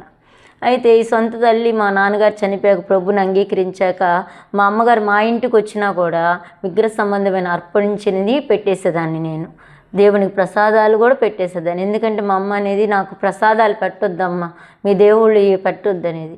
మీ దేవుడు కంటే మా దేవుడు గొప్పని చెప్పి నేను అమ్మకి తెలియకుండా ప్రసాదాలు కూడా ఎవరు కూడా చాలామంది ఏం చేస్తారంటే కనీసం ప్రభుని మనం తెలుసుకోకపోయినా వెరిగిన వాళ్ళకి ప్రసాదాలు పెట్టరు, కానీ నేను అది కూడా పెట్టి మా దేవుళ్ళే గొప్ప అని చెప్పి మా అమ్మతో కూడా ఎక్కువ వాదించేదాన్ని. ఈ విధంగా వాదిస్తూ ఉండేదాన్ని. అయితే మాకు ఈ సమస్య రాకమునుపు 15 రోజుల కిందటే దేవుడు మా అమ్మగారికి ఒక పాస్టర్ గారి ద్వారా బయలుపరిచారు. అమ్మ మీ అల్లుడు కూతురు బాగా సమస్యలోకి వెళ్ళబోతున్నారు, మరి వాళ్ళు చనిపోవడానికి సిద్ధంగా ఉన్నారు. కానీ వాళ్ళు ఇప్పుడు యేసు ప్రభుని అంగీకరిస్తారు, వాళ్ళు యేసు ప్రభు సేవ చేస్తారని చెప్పారు. మా అమ్మగారు మాకు తెలియచేయాల, ఎందుకంటే ఉదయం మొదలుకొని సాయంకాలం వరకు ఇద్దరం కూడా సాయిబాబా గుడిలో ఉండేవాళ్ళం, పూజలు చేస్తూ అక్కడ సంతర్పణలు అంటే అన్నిటికీ కూడా మేమే ముందు ఉండేవాళ్ళం. ఇప్పుడు కూడా పలానా అప్పారావు, మా పాత పేరు అప్పారావు, మా వారి పేరు, నా పేరు రమణ. ఇప్పటికి కూడా మా పేర్లు వాళ్ళకి గుర్తుంటాయి. ఎందుకంటే అంత భయంకరమైన విగ్రహారాధనతో అక్కడ నిత్యం అక్కడ ఉండేవాళ్ళు. అయితే ఇంకా మా అమ్మగారు ఇంకా ఇలాంటి పూజలు చేసేవాళ్ళు. తెల్లారితే జోలి తగిలించుకుని భిక్షాంతరం ఎత్తి సాయిబాబా పల్లకిలో ఊరేగిస్తూ ఆ బియ్యం తీసుకొచ్చి సంతర్పణ చేసి వడ్డన చేసేవాళ్ళం, గుడిల్లో చేసేవాళ్ళం. వీళ్ళేంటి యేసుప్రభుని నమ్ముకోవడం ఏంటని మా అమ్మగారు చెప్పాల. ఇంకా ఇక్కడ ఎప్పుడైతే ఇది కార్యక్రమం నన్ను దేవుడు మరి నన్ను దర్శించారు కదా, మా వారు క్షమాపణ వేడుకున్నాక ఇక మచిలీపట్నం మళ్ళా డోక్పూర్ అని మా గ్రామం ఉంది, అక్కడికి తీసుకెళ్ళిపోయి నన్ను పిల్లల్ని అక్కడ విడిచిపెట్టి అక్కడ కవుత్రం రైల్వే స్టేషన్ ఉంది, కవుత్రం రైల్వే స్టేషన్ దగ్గర తలపెట్టి చనిపోదామన్న ఆలోచనతో నన్ను మచిలీపట్నం తీసుకెళ్లారు, మా గ్రామానికి, మా అమ్మగారింటికి తీసుకువెళ్ళాక ఆ నైటు వెళ్ళినప్పుడు అక్కడ ఒక బైబిల్ కనబడింది. బైబిల్ అంటే ఒకప్పుడు మేము విసిరేసిన బైబిల్ మా అమ్మగారు తీసుకొచ్చి దాచారు. అయితే మేము వెళ్ళినప్పుడు ఆ బైబిల్ కనబడని నామం అంటే కనబడని దేవుడు ఈ బలిపీఠం మీద ఉన్నాడని ఉంది. అయితే ఆ విధంగా అంటే ఆ అధ్యాయం వచ్చిన మనకెందుకు ఈ దేవుళ్ళ గురించి అని చెప్పి ఆ బైబిల్ అప్పటికి కూడా పక్కన పడేసాం. ఈ విధంగా పడేసాక ఆ రాత్రి నేను మేమందరం పడుకుంటే అక్కడ రైల్వే స్టేషన్ ఉంది, అక్కడికి వెళ్ళి చనిపోవడానికి సిద్ధంగా ఉన్నారు. వీడికేమో దాదాపుగా బ్లడ్ అవుతూనే ఉంది, రక్తం వస్తూనే ఉంది. బాబుకి కనీసం ఒక టెట్వాక్ ఇంజెక్షన్ కూడా చేయాల. వీడికేమైందంటే ఆ నైటు నన్ను తీసుకొచ్చిన రోజు తర్వాత పిల్లోడికి భయంకరంగా చలి జ్వరం వచ్చేసింది. వస్తే ఏం చేయాలో అర్థం కాలేదు. అది పల్లెటూరు. చలి జ్వరం వచ్చి పిల్లోడికి దుప్పట్లు కప్పుతున్నాం, బంతులు కప్పుతున్నాం, ఏది కప్పినా ఉనికిపోతున్నాం. ఎందుకంటే బ్లడ్ మొత్తం దాదాపుగా 3 రోజులు బట్టి మరి వారి శరీరంలో బ్లడ్ లేదు కదా, చాలా వరకు పోయింది. ఇంకా అలాగ ఉంటున్నప్పుడు నేను అన్నాను, మరి ఈయనకి చెప్పాను ఏమనంటే, యేసు ప్రభుకు ఒక చిన్న ప్రార్థన చేద్దామా అని. యేసు ప్రభు ఏంటి నోర్మి అన్నారు. అంటే మామూలుగా నమ్మకం అయితే ఆ టైంలో కలిగింది, కానీ ఆయన సంపూర్తిగా దేవుడి మీద ఆనుకోలే మేమెవరం కూడా. అయితే ఆయన కూడా ఏంటి యేసుప్రభు అంటే, లేదండి మరి పిల్లోడికి ఇలా ఉంది కదా, ఇప్పుడు డాక్టర్ కూడా లేటుగా ఒక మాట ప్రార్థన చేద్దామన్నా. నాకు ప్రార్థన రాదు ఏం రాదంటే అప్పుడు మోకరించి ఊరికి నాతో పాటు మీరు చెప్పండి అని. అప్పుడు మోకరించి మేమిద్దరం కూడా పిల్లోడి మీద చేతులు పెట్టి, యేసు ప్రభువా నువ్వు గొప్ప దేవుడు అంట, నాకు తెలియదు, నువ్వు నిజమైన దేవుడు అయితే ఈ ప్రార్థనే నాకు వచ్చు, ప్రార్థన చేయడం రాదు, ఒకవేళ ఎవరైనా ప్రార్థన గురించి చెప్పినా వాళ్ళు దూషించి పంపేశాను, కాబట్టి ఈ సమయంలో ఈ యొక్క ప్రార్థన తప్ప నాకేది రాదు. యేసు ప్రభువా నువ్వెవరో నాకు తెలియదు, నువ్వు నిజమైన దేవుడు అయితే ఇప్పుడే నా బిడ్డని ముట్టువని ఇద్దరం ప్రార్థన చేసాం. అంతే. ఆ మాటకి ఆమెనని కూడా చెప్పడం కూడా మాకు సరిగ్గా చేత కాదు. అలాంటప్పుడు ఎమ్మడి ఇలా మా చేతులు పెట్టి ప్రార్థన చేసాం. విత్ సెకండ్స్లో ఆడికి చెమటలు పట్టేసి ఆ బొంత గింత అంటే లేపేశాడు. అమ్మ నిజంగా ఇది అద్భుతం. ఒక ట్యాబ్లెట్ వేసినా కూడా అంత త్వరగా పనిచేయదు కదా, కాబట్టి ఇది ఒక అద్భుతంలాగా ఉందని చెప్పి ఇంకా ఆయన ఏమనుకున్నా అంటే, సరే వీళ్ళు పడుకుంటే మళ్ళీ నేను వెళ్ళి చనిపోదు రైల్వే స్టేషన్. అప్పుడు మనకి గుంటూరు ప్లస్ మచిలీపట్నం నుంచి గుంటూరు ట్రైన్ ఉండేది. ఇంకా ఆలోచన అయితే వాయిదా చేసుకోలేదు. లేదు, ఇంకా ట్రైన్కి వెళ్ళిపోయి చనిపోవాలన్నప్పుడు దేవుడు ప్రత్యక్షంగా ఒక దర్శనం ఆయనకే చూపించారు. మేము పడుకోలేదు, కానీ ఆయన మట్టికి చిన్న మగతలోకి వెళ్ళినప్పుడు ఒక చిన్న దర్శనం ఏంటంటే, మేము మా ఇల్లు కొన్ని దురాత్మ శక్తులు, ఆకాశంలో ఉన్న దురాత్మ సమూహం అన్నీ కూడా మా ఇంటి మీదకి వచ్చి పడిపోయినట్టు, ఒక సమూహం పడిపోతున్నట్టు అందులో మేము ఉన్నాము. ప్రకాశమైన ఒక వెలుగు వచ్చి దర్శిస్తుంది, ఒక ప్రకాశమైన ఒక వెలుగు ఆ యొక్క మమ్మల్ని దర్శిస్తుంది. అప్పుడు ఒక అగ్ని గోళంలాగా మా వారి మీద పడిపోయిందంట. ఆయన బంధించబడి ఉన్నారు. అయితే ఒక ప్రకాశమైన వెలుగు ఆయన్ని విడిపించింది. అది తర్వాత పాప ఒక వస్త్రాలు మూట పట్టుకుని బయటకు వస్తుంది. అయితే మేము విడిపించబడ్డాం, బయటకు వచ్చేసాం. ఆ తర్వాత ఇల్లు కూలిపోయింది. ఆ విధంగా ఒక దర్శనం దేవుడు ఇచ్చాక మా అమ్మగారు గమనించి ఇవన్నీ కూడా గమనించి అయ్యో నేను ఎంత పొరపాటు చేశాను, ఫలానా పాస్టర్ గారు చెప్పారు మీ అల్లుడు మీ కూతురు మరణ స్థితిలో ఉన్నారు, అయితే యేసు ప్రభు వాళ్ళని విడిపించి తీసుకొస్తున్నాడు అని చెప్పారు. అయినా నేను మీరేంటి వచ్చేది, మీరు పొద్దు అస్తమానం దేవుడితో సాయిబాబా గుళ్ళోనే ఉంటారు కదా అని నేను చెప్పలేదమ్మా అని ఏ పాస్టర్ గారు అయితే మా కొరకు తెలియచేశారో ఆ పాస్టర్ గారి దగ్గరికి వెళ్ళి మా అమ్మ మమ్మల్ని తీసుకెళ్ళాక ఆ పాస్టర్ గారు మా డోక్పర్లోనే ఒక యవనస్తులు, వాళ్ళు కూడా రెడ్డిస్ నుంచి కన్వర్ట్ అయ్యారు.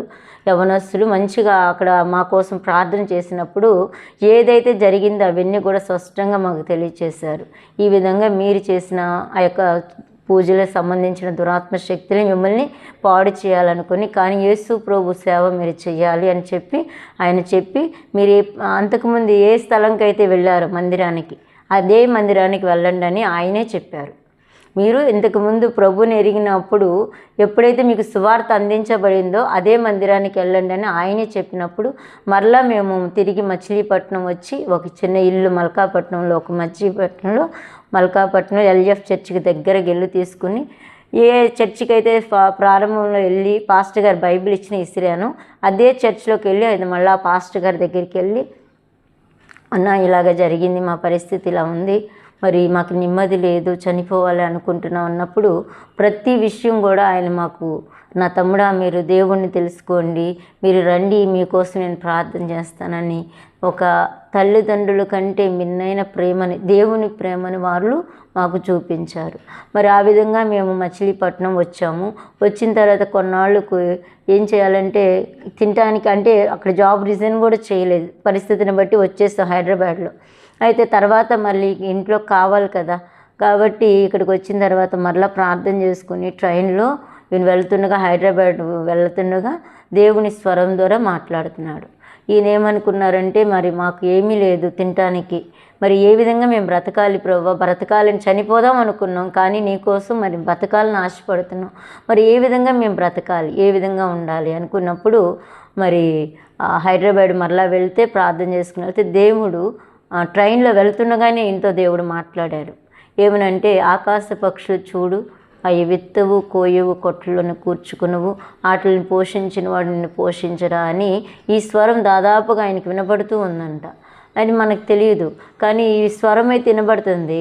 ఆ రెండో రోజు వచ్చి పాస్టర్ అయితే వెళ్ళాక అక్కడ రిజైన్ చేస్తారు, కొంత డబ్బు తీసుకొచ్చి మరి ఒక చిన్న ఇల్లు మచిలీపట్నంలో ఒక చిన్న ఇల్లు తీసుకుని, చర్చికి దగ్గరగా ఇల్లు తీసుకుని మరి అక్కడ ఎల్ఎఫ్ చర్చికి వెళ్తూ సేవకులతో ప్రతి విషయం షేర్ చేసుకున్నప్పుడు దాదాపుగా 3 సంవత్సరాలు మా అత్తగారు వాళ్ళు మమ్మల్ని వెలివేశారు. మీరు తక్కువ కులం దేవుని తెలుసుకున్నారు, ఇంట్లో పెద్ద కొడుకు నువ్వే అన్నిట్లో ఉండాలి, నువ్వే ఇలా చేసావు, మా ఇంటికి చెడు తీసుకొచ్చి పెట్టావు, నువ్వు చచ్చిపోయావని పిండం నీళ్లు కూడా పోసుకున్నారు మా అత్తగారు. మా మామగారు అయితే సాయంత్రం చచ్చిపోయాడు, అసలు నా కొడుకే లేడు అని చెప్పి వాళ్ళు ఎంతగానో మమ్మల్ని వెలివేశారు. అయితే 3 సంవత్సరాల వరకు కనీసం ఫోన్ కాల్స్ కూడా మాకు లేవు. మీరు తక్కువ కులం దగ్గరికి వెళ్ళారు, అసలు మీరు మా ఇంటికి రావద్దు, మా గ్రామానికి రావద్దు అని చెప్పేశారు. అలా 3 సంవత్సరాల వరకు ప్రార్థన చేసాం. ఈ 3 సంవత్సరాలు కూడా ఎన్ని సమస్యలు మేము కూరుకుపోయినా మరి సేవకులు మా ఆత్మీయ తల్లిదండ్రులు మచిలీపట్నం ఎల్ఎఫ్ చర్చ్లో ఉంటారు. ఆయన పేరు ప్రభాకర్ రాయ్ గారు, అమ్మగారు కూడా మరి కుమిదమ్మ గారు. వాళ్ళు మమ్మల్ని ఎంతగానో ఒక తల్లిదండ్రుల కంటే ఎక్కువ ప్రేమతో చూపారు. ప్రతి విషయం ఏ సమస్యలో ఉన్నా షేర్ చేసుకుంటే మమ్మల్ని ఎంతో ప్రేమించి ఆదరించి యేసు ప్రభువులు ఎలా ఉండాలి, ఎలా బ్రతకాలని మరి ఈ విధంగా మేము ఎప్పుడైతే పూజల్లోకి అంటే మేము ఎప్పుడైతే యేసు ప్రభులోకి వచ్చామో ఈ దురాత్మ శక్తులని మరలా మా మీదకి రావటం, నువ్వు రా నీకు అన్నీ ఇస్తాను మొత్తం లోకం చూపించినట్లుగా మరి మనం యేసు ప్రభు మత్తయి సువార్త 4వ అధ్యాయంలో నువ్వు నాకు సాగిలి పడుదువా ఈ లోకరాజ్యములంతా నీకు ఇస్తానంటది కదా. అలాగే సాయిబాబా వచ్చి మేము ప్రార్థన చేస్తుంటే మీద కూర్చుని నీకు ఏది కావాలని అది ఇస్తా, యేసు ప్రభు వద్దు వదిలే అనేవాళ్ళు. ఒక మనిషిని బట్టలు ఉతికి పిండితే ఎలా ఉంటుంది అలా పిండేసేవాడు, అంటే అంకుల్ ప్రార్థన చేస్తుండగా. అయితే ఏమైనా నేను చచ్చిపోతా సాయిబాబాని స్పష్టంగా వచ్చేవాడు.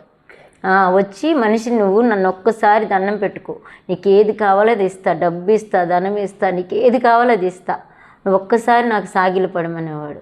ఒకటే అన్న, యేసు ప్రభువు తప్ప మమ్మల్ని బ్రతికించింది యేసు ప్రభు. యేసు ప్రభు కొరకు బ్రతికినా యేసు ప్రభు కొరకే బ్రతుకుతాం, చనిపోయిన యేసు ప్రభు కొరకే చనిపోతాం. కాబట్టి నువ్వు అసలు వద్దు సైతానని ఎదిరించడానికి దేవుడు కృప చూపారు. ప్రతి చిన్న విషయం, మాకు వచ్చిన దర్శనమే కానీ, మాకు వచ్చిన పోరాటమే కానీ, ఏదైనా ఆత్మీయ తల్లిదండ్రులతో ఎక్కువ వెళ్ళి పంచుకునేవాళ్ళు. వాళ్ళు ఏ రోజు కూడా మమ్మల్ని విసుక్కోకుండా మమ్మల్ని ప్రేమించి క్రీస్తు ప్రేమను మాకు చూపించారు. అప్పుడు అనిపించింది, ఈ బంధువులు రక్త సంబంధికులు ప్రేమ కంటే యేసు ప్రభు ప్రేమ విలువైంది. మరి వీళ్ళే ఇంత ప్రేమించారంటే యేసు ప్రభు ఇంకెంత ప్రేమిస్తారు. కాబట్టి ఎవరు వెలివేసినా ఎవరు చేసినా మాకు ఈ దేవుడు కావాలి, యేసు ప్రభువే కావాలని చెప్పి ఇంకా ఆ టైంలో మేము ఎక్కువగా సేవకులతో ఉండటం, మారు మనసు పొందటం, ప్రార్థనలు ఎక్కువగా ఎదగటం. మరి అలాగే కొంతకాలం వాళ్ళ దగ్గర దాదాపుగా మేము ప్రభుని ఎరిగి మారు మనసు పొంది సేవలో కూడా అక్కడ కొంత సహకారులుగా ఉండేవాళ్ళమి. తర్వాత దేవుడు పిలుపుని బట్టి ఈ యొక్క చిలకలూరిపేట రావడం జరిగింది. మరి అలాగే మరి బాబు విషయంలో కూడా మరి మలకాపట్నం మేము వచ్చిన తర్వాత దాదాపుగా 6 నెలలు ఒక మిక్సీ వేసి వాడికి అన్నము మిక్సీ వేసి జావలాగా పట్టించేవాళ్ళం. ఈ విధంగా 6 నెలలు దాదాపుగా కొంచెం డబ్బు తెస్తే దాన్ని బట్టి వంట చేసుకుని తినేవాళ్ళమి. కొంతకాలం వచ్చిన తర్వాత రైస్ ఉండేవి కావు. అయితే ఎవరిని మా పాస్టర్ గారు ఏమనేవాళ్ళంటే, మీరేమున్నా ఏమి లేకపోయినా దేవునికి మహిమగా ఉండాలి అని చెప్పేవారు. అప్పుడు కొంతకాలం రైస్ తీసుకొచ్చిన తర్వాత మా ఇంట్లో ఉన్న నా బంగారపు వస్తువులే కానీ, కాళ్ళవి కానీ, అన్ని వస్తువులు కూడా అమ్మేసి కూడా తెచ్చి ఇంట్లో పెట్టుకుని ఇంకెటు వెళ్లకుండా ఎక్కువ ప్రార్థనా వాక్యం ఎట్లాగే ఉండేవాళ్ళమి. అలాగే ఈ పిల్లోడి విషయంలో కూడా ఏ హాస్పిటల్కి తీసుకెళ్ళా, ఇంట్లోనే ఉంటూ ఈ జావ తాగిస్తూ అట్లా ఒక 6 నెలలు మేము వాళ్ళకి అన్నం పెడుతూ మేము గంజి తాగేవాళ్ళమి. 6 నెలలు దాదాపుగా పిల్లలకి అన్నం పెట్టి మేము గంజి తాగుతూ నేను అంకులు ఉండేవాళ్ళమి.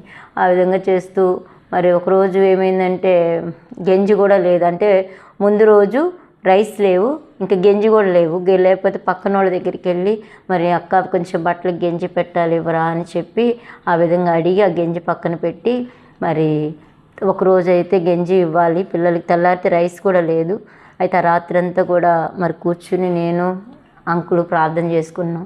కొంచెం గంజి ఉంచి ఆ నైటు అమ్మ గంజి తీసుకురా తాగుదామంటే నేను అన్నా, అండి మనం గంజి తాగితే తెల్లారికి పిల్లలకి గంజి ఉండదు కాబట్టి అంటప్పుడు ఇంకా అంకులు నేను వెళ్ళి ఒక రూమ్లో కూర్చుని ప్రార్థన చేస్తాం.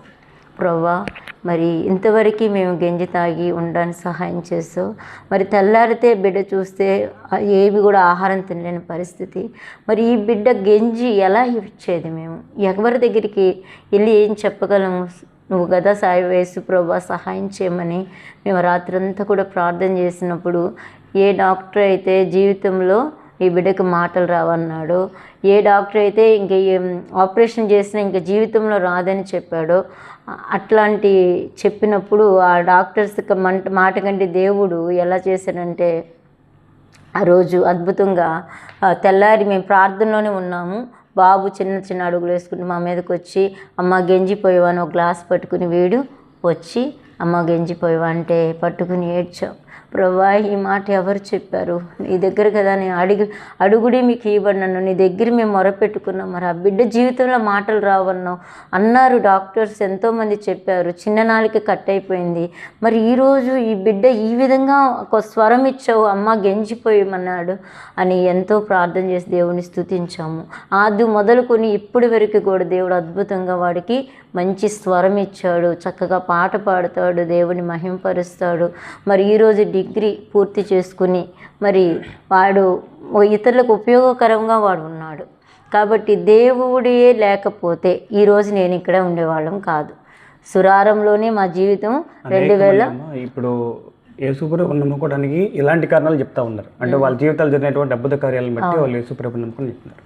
కేవలం యేసుప్రభుని నమ్ముకోవడానికి ఇట్లాంటి అద్భుత కార్యాలను ఏం లేదు, ఈ అద్భుతమే. నేనైతే ఈ అద్భుతం జరిగింది కాబట్టి యేసు ప్రభులోకి వచ్చా, లేకపోతే నాలాంటి మూర్ఖురాలు, నాలాంటి గర్విష్ఠురాలు ఇంకెవరు ఉంటారు? యేసు ప్రభుని కానీ యేసు ప్రభు బిడ్డలు కానీ ఎంతగానో దూషించా. ఒక విధంగా సౌలు ఎలాగైతే హింసించాడో ఆయన అట్లా నేను మాటలతో హింసించేదాన్ని. యేసు ప్రభు అంటేనే నాకు అసహ్యం. అయితే ఆ విధమైన దూషణ పలికేదాన్ని నేను. అయితే ఈ జీవితం నా బిడ్డ అద్భుతం జరిగింది కాబట్టి నేను ప్రభువుని ఎరిగా. ఎంతమంది యేసు ప్రభు గురించి చెప్పినా నేను వినలా. నేను ప్రత్యక్షంగా నేను నా విషయంలో, నా బిడ్డల విషయంలో చూశాను కాబట్టి ఆ రోజు దేవునికి ఒక మాట ఇచ్చాం, బ్రతికితే నీ కొరకు బ్రతుకుతాం, నీ కొరకు అత్తసాక్షులుగా అవుతాం ప్రభు, నీ కొరకే మేము బ్రతుకుతామని చెప్పి ఆ రోజు మాట ఇచ్చాను. అదే రీతిలో మరి ఈరోజు నా బిడ్డలు, నాకు ఒక కుమార్తె పెద్ద పాప, అయితే కుమారుడు చిన్నవాడు, మధ్యన అబ్బాయి చనిపోయాడు. మరి ఈరోజు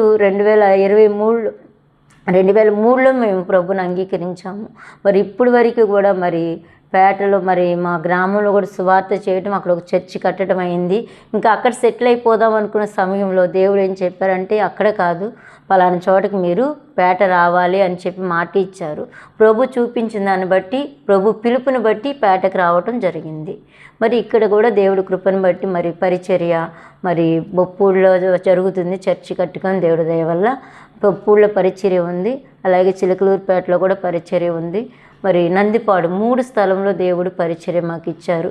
దేవుడి కృపను బట్టి అన్యజనులకి సువార్త వెళ్ళడానికి, మరి అలాగే చాలామంది దేవుడి దయ వల్ల అన్య జనాంగమే రక్షించబడుతున్నారు. మేము ఈ రీతిలో నేను ఒకటే ప్రార్థన చేసుకున్నా, ప్రభా నేను ఆ రోజు నేను నిబంధన చేసింది దేవుడిది ఏంటంటే, నాలాంటి ఎంతమంది కుటుంబాలు ఉన్నాయి, భార్యాభర్తలు సమాధానం లేక మరి ఎంతో దుఃఖంతో వేదనతో కుటుంబాలు తల్లి అంటే భార్యాభర్త సమస్యను బట్టి తల్లి చనిపోయి పిల్లలు దిక్కులేని వాళ్ళు అయిపోతాం, తర్వాత భర్త సమస్యను బట్టి ఒకరికొకరు ఇలాగే విడిపోయి వారి జీవితాలు పతనం చేసుకుంటున్న వారు ఉన్నారు ప్రభా. మరి ఇలాంటి కుటుంబాల్లో నేను సువార్త చెయ్యాలి, మేమిద్దరము ఇలాంటి మారుల మధ్య నేను సేవ చేయాలి. ఎంతమంది అయితే నేను అంగీకరించలేదు అలాంటి అన్య జనాంగం దగ్గరికి మేము వెళ్ళి సువార్త చేయాలని, మరి బ్రతికినా నీ కొరకే చనిపోయినా నీ కొరకే అని ఆ రోజు సమస్తాన్ని మరి మేము విడిచిపెట్టి ఇక్కడికి వచ్చాము. వచ్చిన తర్వాత ఇక్కడ వసంతలో తిమ్మాపురం ఇక్కడ వసంతలో కొంతకాలం జాబ్ చేస్తూ మరి అక్కడ సేవ చేస్తూ ఉండేవాళ్ళమి. అక్కడ సేవ చేస్తుండగా అక్కడ కూడా ఉదయకాలం సాయంకాలం ఆరాధన పెట్టేవాళ్ళమి. అయిన తర్వాత దేవుడు పరిపూర్ణ సేవకు పిలిచారు. ఎక్కడికి వెళ్ళాలి ప్రభు అంటే చిలకలూరుపేట రమ్మని చెప్పారు. అప్పుడు పేటలోకి వచ్చి మేము విజయ బ్యాంక్ దగ్గర ఒక హౌస్ ఒకటి తీసుకుని, సంజీవనగర్లో ఒక హౌస్ తీసుకుని అక్కడ స్టార్ట్ చేస్తూ ప్రార్థన చేసుకుని అక్కడ స్టార్ట్ చేసాం. అలాగే దేవుడి కృపను బట్టి ఇప్పుడు 3 స్థలాల్లో పరిచర్య దేవుడు ఇచ్చారు. మీరు అన్ని జనుల్లో యేసు ప్రభువును నమ్ముకున్నారు. అన్ని జనులుగా మీరు విగ్రహాలలో ఉన్నప్పుడు మరి మీకు ఉన్నటువంటి సమస్యలు కష్టాలను బట్టి మీరు ప్రభువుని తెలుసుకున్నారు. అవును. యేసు ప్రభువులోకి వచ్చిన తర్వాత ఏ కష్టాలు మీరు అనుభవించలేదు? వచ్చినాయి, చాలా కష్టాలు వచ్చినాయి నన్ను, చాలా కష్టాలు మామూలుగా కాదు. అంటే ఎన్ని పరిస్థితులు అంటే తినడానికి కూడా మేము చిలకలూరుపేట ప్రభు రమ్మన్నాక మేము వచ్చాము. అయితే జాబ్ రిజైన్ చేసేసి వచ్చేసాము.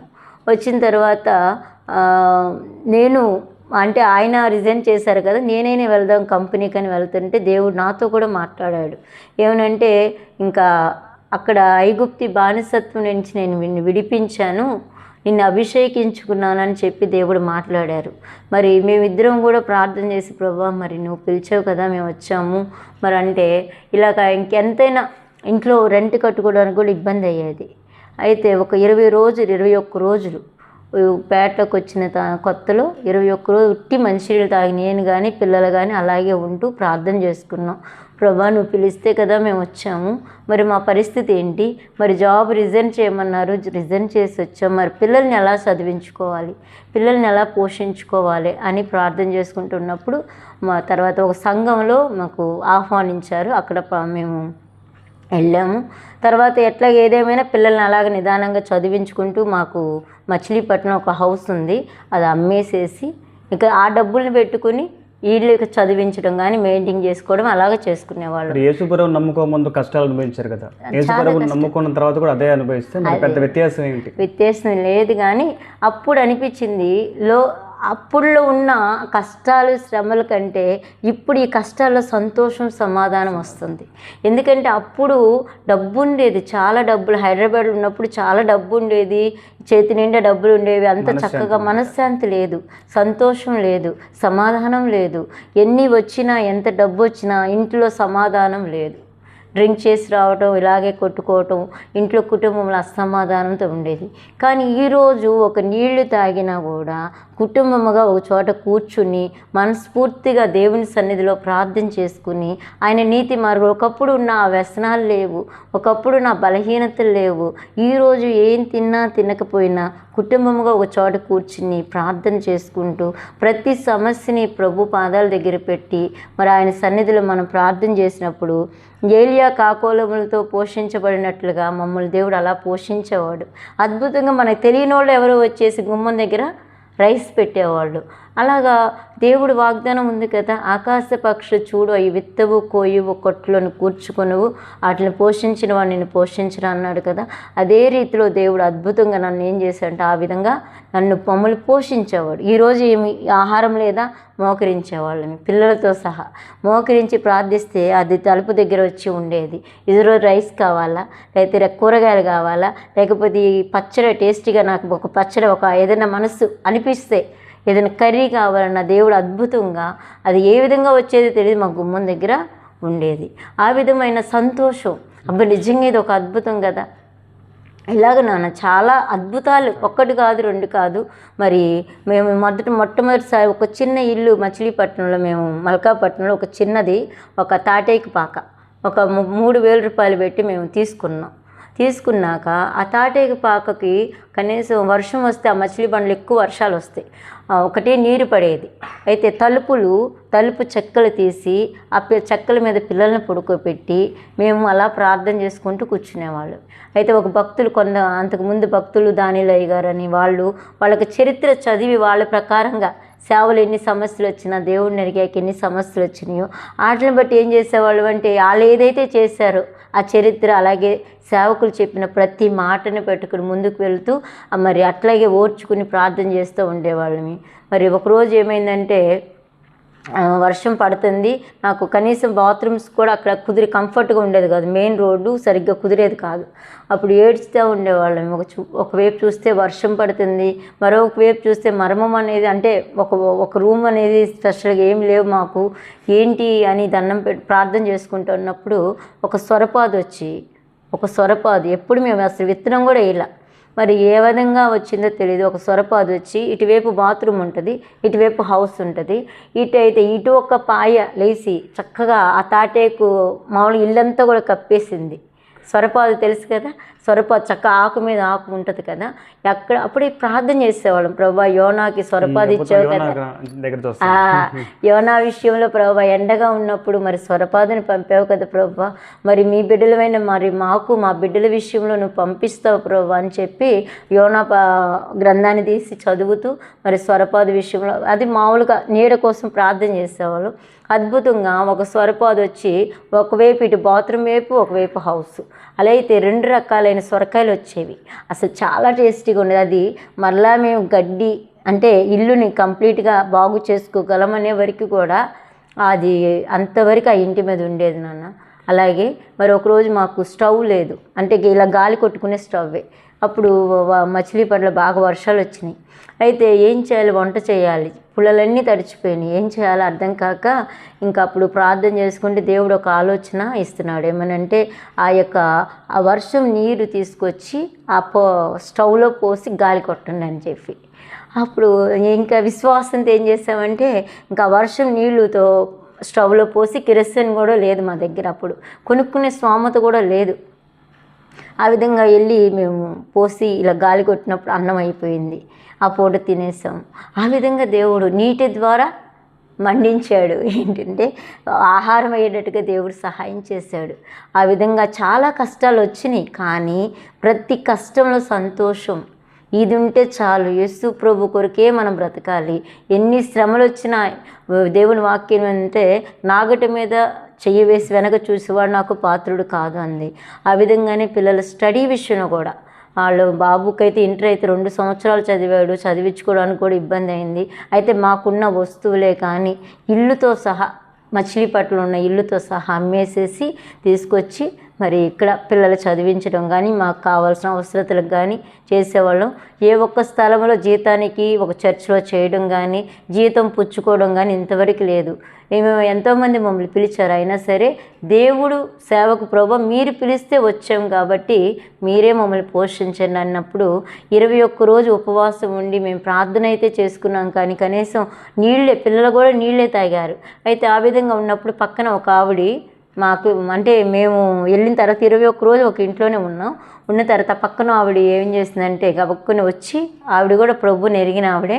అయితే ఆవిడ మా ఇంటికి వచ్చి, అయ్యా మీరు సేవకులు అంటయ్యా, మరి మీరు సేవకులు అని చెప్పి దేవుడు నాకు ఇటు చూపిస్తున్నాడు, మరి మీరు సమస్యలు ఉన్నట్టు చూపించాడయ్యా అని అంటే, అవునమ్మా ఏం లేదమ్మా అంతా బాగానే ఉందంటే, లేదయ్యా మీరు ఆర్థికంగా ఇబ్బంది పడుతున్నారంటే, అప్పుడు నిజమేనమ్మా 21 రోజు బట్టి ప్రార్థన చేసుకుంటున్నామ్మా అంటే, దేవుడు నాతో మాట్లాడాడేమో, పక్కనే నీ సేవకుడు వచ్చి సేవకుడు ఉన్నాడు, కనీసం అతను ఎలా ఉన్నాడో కూడా నువ్వు గమనించలేదని దేవుని ఆత్మ నన్ను బలపరిచి పంపించిందని 1 నెల రోజులు ఆవిడ ద్వారా దేవుడు మమ్మల్ని పోషించాడు. వారికి ఏదైతే ఆహారం వండుకుంటే అదే కొంచెం తీసుకొచ్చి మాకు పెట్టి దాదాపుగా 1 నెల రోజులు ఆ విధంగా పోషింపబడ్డాం. తర్వాత ఇంకో సంఘానికి దేవుడు ఆహ్వానిస్తే వెళ్ళాము. ఎక్కడికి వెళ్ళినా కూడా ఎవరి దగ్గర డబ్బులు అయితే తీసుకోవాలి, మా మచిలీపట్నం ఉన్న హౌస్ని అమ్ముకుని లేకపోతే మా బంధువుల దగ్గర తెచ్చి తిన్నామే, కానీ సేవ మట్టికి వెనక పెట్టి ఏ సమస్య వచ్చినా పిల్లల స్టడీ పోయింది అయినా సరే మేము బాధపడలా. పిల్లలు కూడా ఒకటే అన్నారు, మా అమ్మ మీరు ప్రభు సేవ చేయాలని మీకు ఉంది కాబట్టి మీరు చేయండి అని. పాప కూడా ఇంటర్ డిగ్రీ చేసింది, తర్వాత ఇంజనీరింగ్ కూడా ఒక 1 ఇయర్ చేసి తర్వాత పిల్ల కూడా మీరు మళ్ళీ వెనక్కి వెళ్ళొద్దు, నేను జాబ్ చేస్తాను దేవుని కొరకు, మీరు సేవ చేయండి, నేను మీ కొరకు నేను నిలబడతానని చెప్పి ఆ పిల్లలు కూడా త్యాగం చేస్తారు, చదువు త్యాగం చేస్తారు. వారికి ఇవ్వాల్సిన భవిష్యత్తుని మేము ఇవ్వాల, వాళ్ళకి పెట్టవలసిన రీతిలో మేము వాళ్ళకి ఏమీ కూడా చేయలేం.